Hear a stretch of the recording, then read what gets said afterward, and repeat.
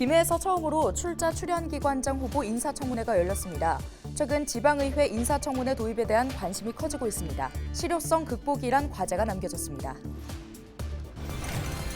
한때 마을 공동체의 중심 역할을 했던 학교가 지금은 폐교로 변해 애물단지로 전락하고 있는 것이 현실입니다. 활용 방안은 어떨까요? 기획보도 마지막 순서로 짚어봅니다.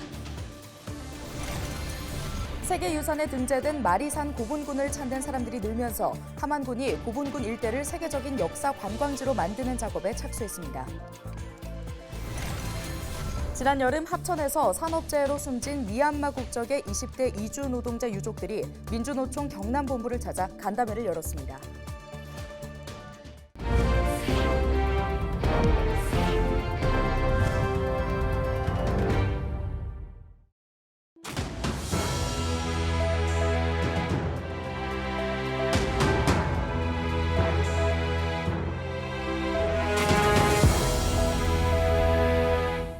시청자 여러분 안녕하십니까? 헬로TV 경남뉴스입니다. 김해에서 처음으로 출자 출연기관장 후보 인사청문회가 열렸습니다. 임용 후보자의 경과 보고서도 채택이 됐는데요. 최근 지방의회 인사청문회 도입에 대한 관심도 커지고 있죠. 앞으로 실효성 극복이라는 과제가 남겨졌습니다. 권정숙 기자의 보도입니다. 김해 문화재단 대표이사 후보에 대한 인사청문회. 후보 자질과 도덕성 등을 검증하는 자리인 만큼 처음부터 전문성에 대한 질의가 이어집니다. 언론계 인사 쪽에서 후보자가 선정되었다고 해서 문화예술과 관련된 전문성이 좀 부족하다는 이야기가 있었는데 응모 자격에 보면 기관장을 지낸 분 이렇게 되어 있습니다. 언론을 문화와 무관하다고 할 수 없으니까 관련 분야와도 또 연결되지 않겠나 이런 생각을 하게 되었습니다. 때문에 후보자 선임 과정에서 나온 논란도 짙습니다. 1차 때 공고 나왔던 자격 요건하고 2차 때 나왔던 자격 요건이 똑같지 않습니까? 또 보류되지 않을까? 아니면은 최종 후보에 선정되지 않을 수도 있다라는 생각이 있었을 것 같은데 제가 유일하게 고향에 대해서 할 수 있는 일이라면 문화재단 대표이사가 내가 생각할 때 가장 적합한 자리인데 이런 생각이 들어서 그게 아니라는 걸 보여주자는 채용비리 등 재단에 구설이 많았던 만큼 조직 운영 능력 검증도 빠지지 않았습니다.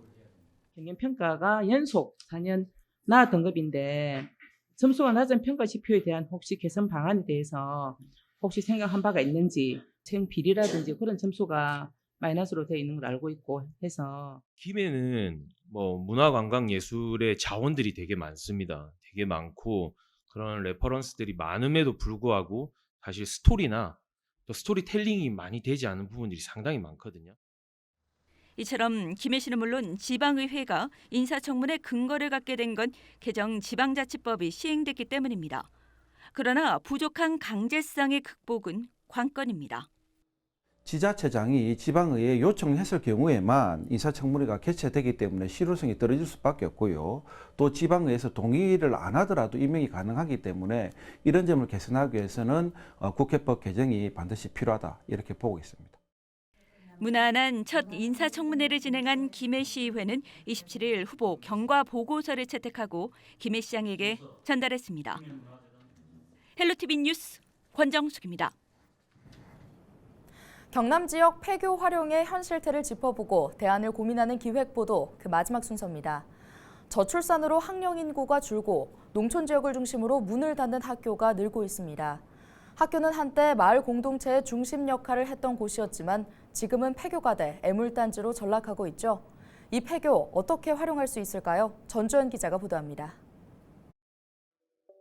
주민들한테는 문화시설을 주는 게 제일 좋을 거다 하고 단정적으로 생각하는 경우가 많은데 농어촌에서 그런 공연이나 전시를 특별히 원하지 않는 경우가 많아요. 전에 했던 생각의 틀 안에서 잘 뛰어넘지 못하고 있는 거예요.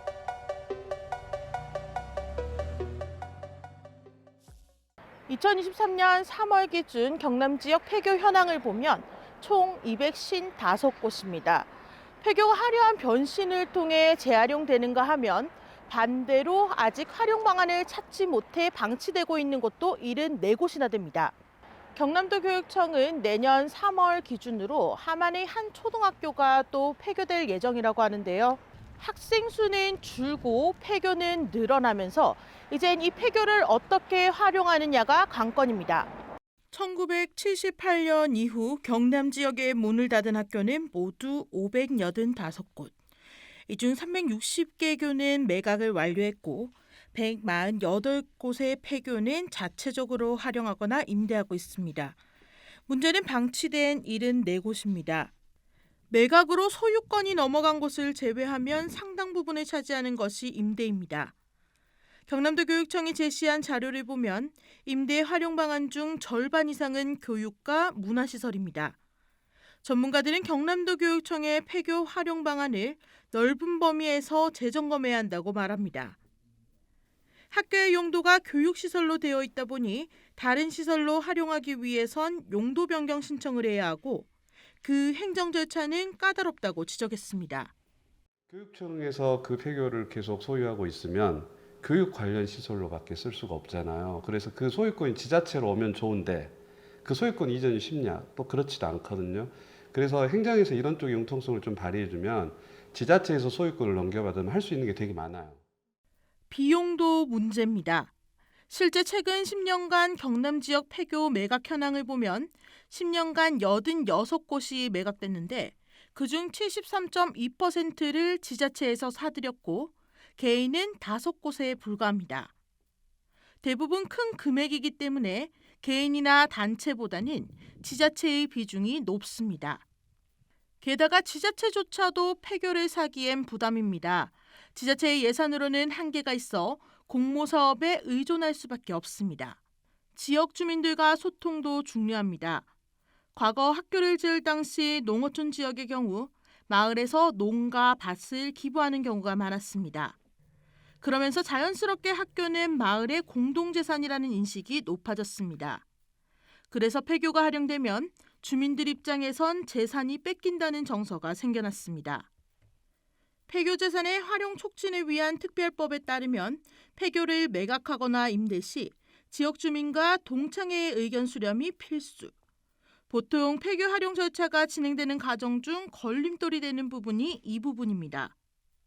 주민들한테는 문화시설을 주는 게 제일 좋을 거다 하고 단정적으로 생각하는 경우가 많은데 곡식 탈곡하거나 농기계 수리하거나 엉뚱하게 뭐 주차장을 원한다거나 별의별 생각을 다 가지고 계시거든요. 그래서 주민이 참여 설계를 통해서 그들이 원하는 것들을 먼저 파악을 하고.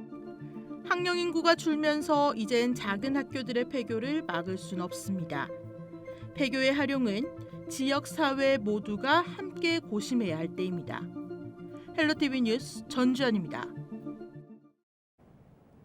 지난달 가야 고분군 7곳이 유네스코 세계유산으로 등재됐다는 소식 전해드렸는데요. 아라가야의 중심이었던 함안 마리산 고분군도 그중 하나입니다. 함안군은 등재 이후 이곳을 찾는 사람들의 발길이 늘자 마리산 고분군 일대를 세계적인 역사 관광지로 만드는 작업에 들어갔습니다. 표영민 기자의 보도입니다. 지난달 유네스코 세계유산으로 등록된 함안 마리산 고분군입니다. 가야 6국 중 하나인 아라가야의 왕등으로 유명합니다.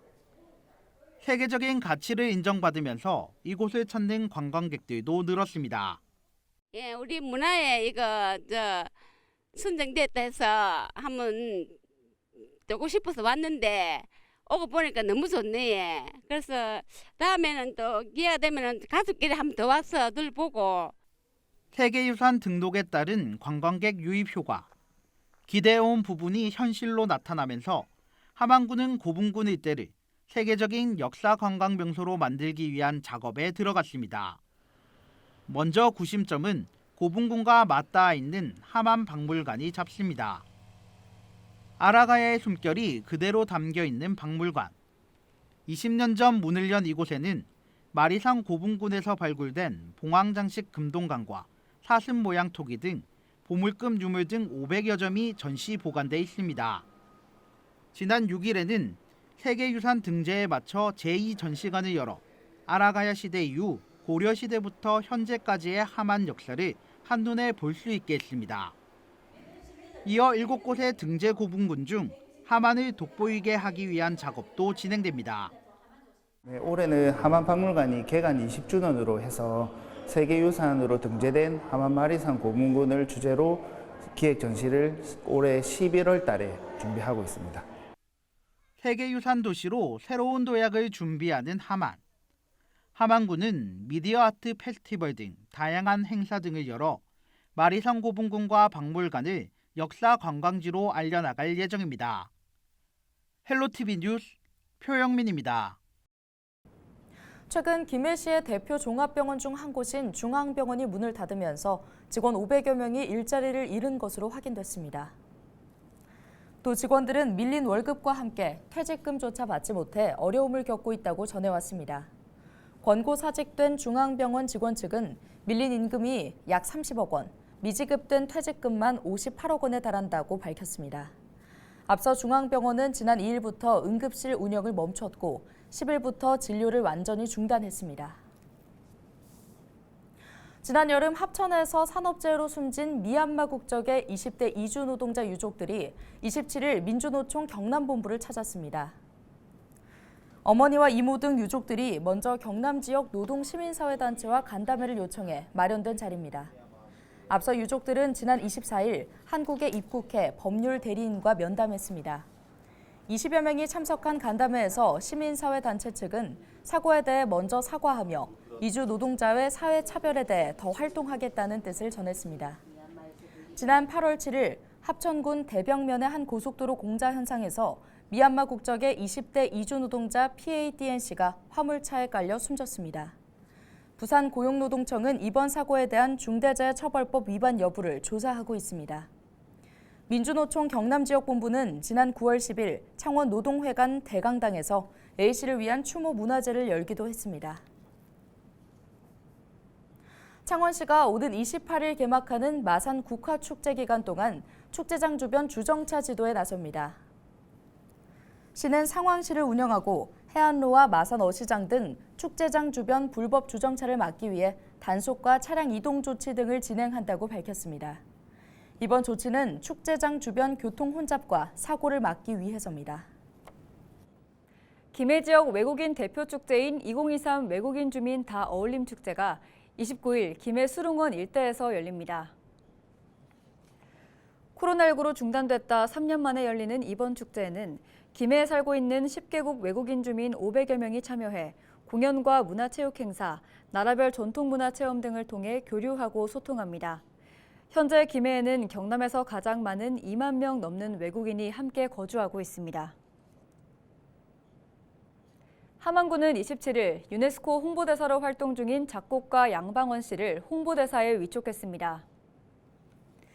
작곡가 겸 피아니스트인 양 씨는 소치 동계올림픽 폐회식 공연 음악감독과 평창 동계올림픽 개폐회식 음악감독 등을 역임했습니다.